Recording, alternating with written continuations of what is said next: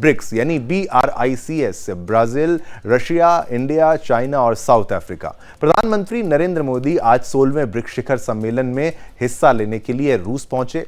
2 दिन के इस सम्मेलन में अगर पूरी दुनिया की किसी पर नजर है तो वो है 3 देशों पर, जिसमें कौन है? भारत है, चीन है और रूस है, जो ब्रिक्स के सदस्य हैं और इस सम्मेलन में शामिल हो रहे हैं। पीएम मोदी के अलावा चीन के राष्ट्रपति शी जिनपिंग भी ब्रिक्स समिट में हिस्सा लेने रूस पहुंचे हैं और ऐसी उम्मीद की जा रही है कि रूस में शी जिनपिंग और पीएम मोदी की द्विपक्षीय मुलाकात भी। और पीएम मोदी ने रूस यात्रा पर रवाना होने से पहले कहा कि भारत और रूस के संबंध और मजबूत होंगे। तो वहीं पिछले साल नए सदस्यों को जोड़ने के साथ ब्रिक्स के विस्तार ने इसकी समावेशिता और वैश्विक भलाई के एजेंडे को और मजबूत किया है। यह समिट रूसी शहर कजान में हो रहा है। कजान पहुंचने पर रूस के राष्ट्रपति यानी व्लादिमीर पुतिन ने भारतीय पीएम नरेंद्र मोदी का औपचारिक तौर पर स्वागत किया है। राष्ट्रपति पुतिन ने इस दौरान पीएम मोदी से कहा कि हमारे संबंध बहुत पुराने हैं। उन्होंने भारत और रूस को ब्रिक्स के मूल सदस्य देश बता डाला। पीएम मोदी ने स्वागत के लिए पुतिन का धन्यवाद भी किया है। इस दौरान मोदी ने पुतिन के सामने यूक्रेन युद्ध पर भी स्पष्ट संकेत देते हुए कहा कि युद्ध किसी भी समस्या का हल नहीं है। और आपको यह बात हमेशा से पता होनी चाहिए कि केवल प्रधानमंत्री नरेंद्र मोदी ही ऐसे व्यक्ति हैं जो आंख में आंख डालकर व्लादिमीर पुतिन को यह कहते हैं कि भाई युद्ध में भलाई नहीं है, इससे दूर रहना चाहिए। और वो ज़ेलेंस्की से भी बात करते हैं, पुतिन से भी बात करते हैं और दोनों सुनते हैं उनकी बात को। बातचीत के जरिए ही किसी भी मुद्दे को हल किया जा सकता है, ये कहा गया। नरेंद्र मोदी ने कजान में कहा, रूस और यूक्रेन के संघर्ष के मसले पर हम संपर्क में हैं। मैंने पहले भी कहा है और लगातार दोहराया है कि समस्याओं का शांतिपूर्ण तरीके से हल होना चाहिए। ये तस्वीर आप देख रहे हैं, गले मिलना, ये मोदी का स्टाइल है। युद्ध किसी मुद्दे का हल नहीं हो सकता। हमारे सभी प्रयास मानवता को ऊपर रखते हैं। भारत हमेशा शांति के लिए अपना योगदान देने को तैयार है। प्रधानमंत्री नरेंद्र मोदी अपने संबोधन में उन्होंने क्या कहा वो आपको बता देते हैं।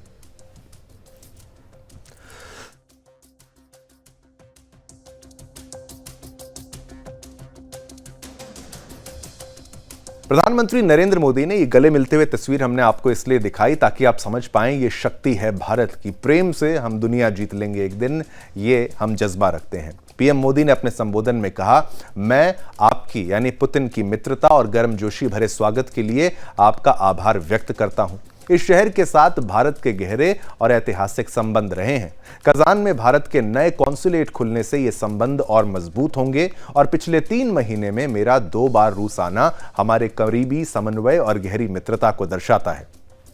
प्रधानमंत्री नरेंद्र मोदी ने कजान में कहा, बीते 1 वर्ष में ब्रिक्स की सफलता के लिए मैं आपको बधाई देता हूं। 15 वर्षों में ब्रिक्स ने अपनी विशेष पहचान बनाई है और अब विश्व के सफल देश जो हैं इससे जुड़ना चाहते हैं। कल मैं ब्रिक्स सम्मेलन में हिस्सा लेने के लिए उत्सुक हूं, ये उनके पुराने मैसेज की बात कर रहे हैं। इससे पहले रूस पहुंचने पर पीएम मोदी ने एक्स पर लिखा, ब्रिक्स शिखर सम्मेलन के लिए कजान पहुंच गया हूं। ये एक महत्वपूर्ण शिखर सम्मेलन है और यहां होने वाली चर्चाएं ग्रह को और बेहतर बनाने में योगदान देगी। वहीं रूस के राष्ट्रपति व्लादिमीर पुतिन ने कहा, अंतर सरकारी आयोग की अगली बैठक 12 दिसंबर को नई दिल्ली में होने वाली है। हमारी परियोजनाएं लगातार विकसित हो रही हैं। आपने कजान में भारतीय वाणिज्य दूतावास खोलने का फैसला किया है, हम इसका स्वागत करते हैं। भारत की नीतियों से हमारे सहयोग को फायदा होगा। हम आपको और आपके प्रतिनिधि मंडल को रूस में देखकर हम बहुत खुश हैं। तो ये देखिए, पुतिन भी खुश हैं, वो भी तारीफ करते हुए नजर आ रहे हैं। अब आपको बताते हैं कि ब्रिक्स क्या है और इसका महत्व क्या है। कि आप हर जगह सुन रहे हैं कि ब्रिक्स ब्रिक्स ब्रिक्स, लेकिन ब्रिक्स क्या है इसको आपको हम समझाएंगे, थोड़ा ग्राफिक्स भी दिखाएंगे, तमाम चीजें भी बताएंगे। ब्रिक जो है एक ब्रिज, एक बहुपक्षीय डिजिटल भुगतान प्रणाली है जिसे ब्रिक्स देशों के बीच आर्थिक लेन देन को आसान और सुरक्षित बनाने के लिए विकसित किया गया है। ब्रिक्स ब्रिज के 10 प्रमुख बातें भी आपको बता दें।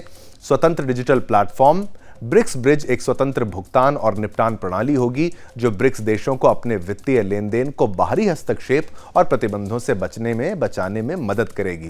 राष्ट्रीय मुद्दों में लेन देन, सोचिए इस प्लेटफॉर्म के माध्यम से ब्रिक्स देशों के बीच व्यापार राष्ट्रीय मुद्राओं और डिजिटल मुद्राओं में किया जा सकेगा, जिससे डॉलर पर निर्भरता कम होगी। तो पहले डॉलर का बोलबाला था, लेकिन अब ब्रिक्स ब्रिज के जरिए जो है योगदान जो होगा, पैसे का ट्रांसफर होगा, वो की लोकल करेंसी में हो जाएगा, यानी रुपया चलेगा, रूबल चलेगा।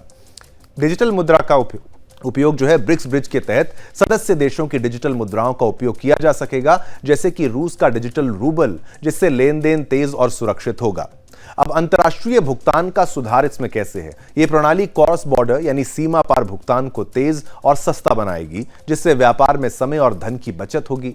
राजनीतिक प्रतिबंधों के से बचाव भी कैसे मिलेगा कि भाई यूएस जैसे देश हैं और प्रतिबंध लगाने में बहुत आगे हैं, खुद को ठेकेदार समझते हैं पूरी दुनिया का, वो प्रतिबंध अब उतने नहीं लगा पाएंगे, क्योंकि अब हमारे बीच में ऐसा समन्वय हो गया कि तेल खरीदना है तो पैसे में खरीद लेंगे, रुपए में खरीद लेंगे, और हमें अमेरिकी डॉलर का इस्तेमाल नहीं करना पड़ेगा। तो उस आधार पर इसको समझिए।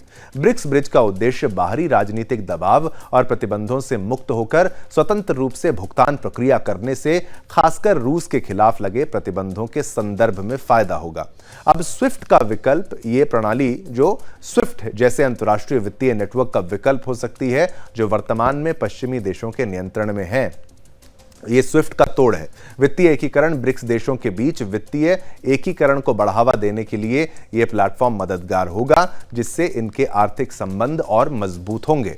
तो ब्रिक्स देशों की आर्थिक मजबूती के बारे में भी आप जान लीजिए। इस प्लेटफॉर्म का विकास ब्रिक्स के सदस्य देशों की आर्थिक मजबूती और स्वतंत्रता को दर्शाता है, जिससे वैश्विक आर्थिक संतुलन बदलने की संभावना है।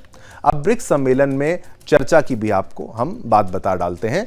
ब्रिक्स ब्रिज का मुद्दा जो है वो कजान ब्रिक्स सम्मेलन का मुख्य फोकस होगा, जहां इसे अंतिम रूप दिया जाने की उम्मीद है। संभावित वैश्विक प्रभाव के बारे में भी आप समझ लीजिए। अगर ब्रिक्स ब्रिज सफल होता है तो ये अन्य विकासशील देशों के लिए भी एक मॉडल बन सकता है, जिससे वे भी पश्चिमी वित्तीय दबावों से बचने के लिए इसे अपनाने पर विचार कर सकते हैं। आपको बता दें कि ब्रिक्स की वजह से अमेरिका की टेंशन बढ़ती नजर आ रही है। अमेरिका तनाव में है। ब्रिक्स देशों की ओर से तेल के कारोबार के लिए डॉलर के बजाय स्थानीय मुद्रा का इस्तेमाल करने के विकल्प पर जोर दिया जा रहा है।